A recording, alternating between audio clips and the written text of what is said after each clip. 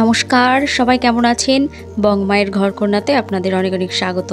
আজ সোমবার, গুড্ডির প্রথম স্কুল। সকাল 7:30 বাজে। এখন 8:15 থেকে স্কুল, 15 মিনিট আগে বাড়ি থেকে বেরোতে হয়।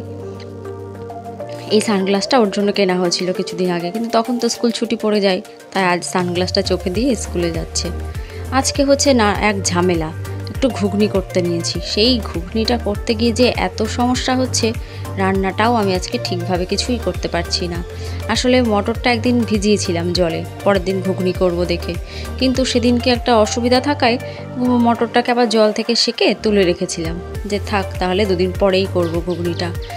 কিন্তু আমি ঝরঝরে করে রোদে শুকিয়ে রাখলাম যাতে কোনো নষ্ট না হয়, কিন্তু আজকে সেদ্ধ করতে গিয়ে দেখছি কেমন একটা সিটকে হয়ে গেছে জলে ভেজানোর জন্য। জল থেকে যেহেতু সেকে তুলে রেখেছিলাম আগের দিন, তাই জন্য মটরটা আর কিছুতেই গলছে না। প্রেসারে কতবার করে দিচ্ছি সিটি, নামিয়ে দেখছি সেদ্ধ হয়নি, আবার বসাচ্ছি, আবার নামিয়ে দেখছি সেদ্ধ হয়নি। তা বুঝলাম এটা এরকমই হবে, খুব একটা ভালো আজকে হবে না। তাই মশলাটাকে কষিয়ে নিয়েছি। প্রথমে জিরে, ধনে, একটু আদা, কাঁচা লঙ্কা আর একটু দিয়েছি টমেটো সস, পেঁয়াজ রসুন তো আছেই।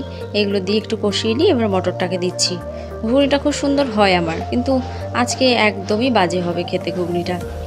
না হচ্ছে রান্নাও ঠিকঠাক, না হচ্ছে এই ঘুগনিটাও ঠিকঠাক। 1.5 মাস মতো হলো আমার বোনের মেয়ে হয়েছে। সে এতদিন এখানেই ছিল শ্বশুর বাড়িতে। এই সপ্তাহখানেক হলো বাবার বাড়ি গেছিলো, আর বাবা মা আজকে আবার দিতে আসছে ওকে, তাই আমার বাড়িতেও একটু দেখা করবে।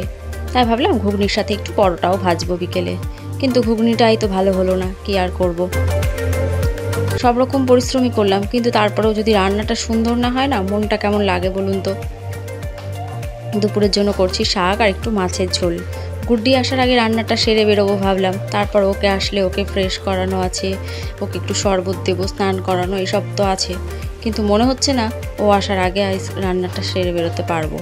গরমের জন্য স্কুলগুলো ছুটি দিয়েছিল, কিন্তু স্কুল খুলে গেল, গরম তো কমলোই না। সেই গরমের মধ্যেই বাচ্চাগুলোকে স্কুলে যেতে হলো আজকে। কি জানি কি করছে মেয়েটা। ভাবলাম বাকি কাজগুলো পরে তাড়াহুড়ো করে সেরে নেব, কিন্তু রান্নায় এখন অধৈর্য হলে হবে না, তাহলে রান্নাটা আর কেউ খেতেই পারবে না। খাটনি করে করছি যখন, একটু মাথা ঠান্ডা রেখে সময় দিতেই হবে রান্নাটাকে। চলুন এই মাছের ঝোলটা হলেই হয়ে যায়। তাজা রুই মাছ এনেছিল আজকে, তাই একটু জিরে আদা আর পেঁয়াজ বাটা দিয়ে পাতলা ঝোল করলাম। গুড্ডি আসার আগে আমি সব কাজ সেরেই ঘরে চলে আসতে পেরেছি। মেয়েটাকে দেখুন, এসেই একদম ফ্যানের সামনে, ফ্যান আর ছাড়ছে না। তারপর প্রথম স্কুল আজকে কেমন লাগলো সোনা? ছুটির পর প্রথম স্কুল ভালো? সব বন্ধুরা এসেছিল?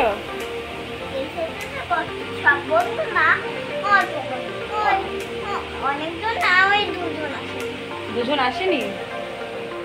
শরবতটা খেয়ে একটু বিশ্রাম নিক, তারপর স্নানে নিয়ে যাব, নইলে আবার শরীরটা খারাপ করবে গরমের মধ্যে স্নান করলে। এখন বাজে ঘড়িতে 4টে। গুড্ডি তো দুপুরের খাওয়া দাওয়া খেয়ে ঘুমাচ্ছে, আর আমি নেমে আসলাম পরোটাগুলো ভাজতে। এই পরোটাগুলো ভাজতে খুব সময় লাগে, তাই ভাবলাম ভাজতে শুরু করে দিই। কেননা বাবা মা আসলে হয়তো একটু দাঁড়াবে না, আর যে 2 মিনিট দাঁড়াবে আমি একটু গল্প করতে পারবো, কথা বলতে পারবো। আর লুচি করতাম, কিন্তু গরমের মধ্যে তেল চপচপে লুচি না কেউ পছন্দ করে না আমাদের বাড়িতে। এই যে 1 চামচ তেলের যে পরোটা বলে দোকানের মতো, সেই 1 চামচ তেলের পরোটাটা সবাই খুব ভালোবাসে খেতে, আমারও খুব ভালো লাগে খেতে।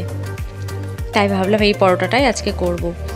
ময়দাটা মেখে রেখেছিলাম দুপুরে খাওয়া দাওয়ার সময়, যে একটু মাখা থাক, তাহলে ময়দার পরোটাটা ভালো হবে, নরম হয়। গরম জল করে ময়দাটা মেখে রেখেছিলাম।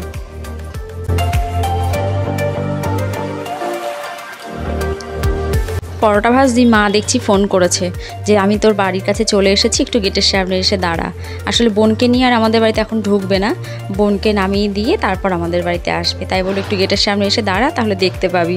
তাই তো গ্যাস অফ করে পরোটা রেখে দৌড়ালাম গেটের সামনে একটু দেখার জন্য।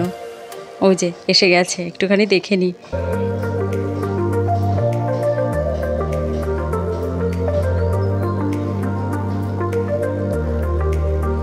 বাবারে খুব কাঁদছে গরমে, প্রচণ্ড গরম তো। গরমে নাকি সারা রাস্তা কাঁদতে কাঁদতে এসেছে, খুব কান্নাকাটি করছে গরমে বাচ্চাটা। আমার তো দেখেই মনে হচ্ছে একটু কোলে নিয়ে চটকায়, কিন্তু বোন বলছে না, এখন আর নামবে না। এই যে মা আসলো, বোনকে নামিয়ে দিয়ে 2 মিনিটও দাঁড়ালো না, আবার বাড়ির দিকে রওনা দিচ্ছে। বলছে কি না, ঝড় বৃষ্টি ওঠার আগে বাড়ি যেতেই হবে, মেঘ করেছে। তাই যে বাবা মা আবার বেরিয়ে যাচ্ছে। খাবার টুকুনিও খেলো না, প্যাকিং করে দিয়ে দিলাম যে বাড়ি নিয়ে যাও।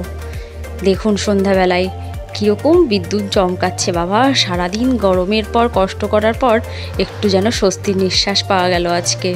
গুড্ডিকে নিয়ে একটু গ্রিলে পড়তে বসিয়েছি বারান্দায়, তা দেখছি বৃষ্টির ছাট আসছে, এত সুন্দর লাগছে। আর দেখুন সামনের বাড়িতে বৃষ্টির ছিটে ফোঁটা পড়তেই ওরা সব উঠোনে বেরিয়ে বৃষ্টিতে ভিজতে শুরু করেছে, কি সুন্দর।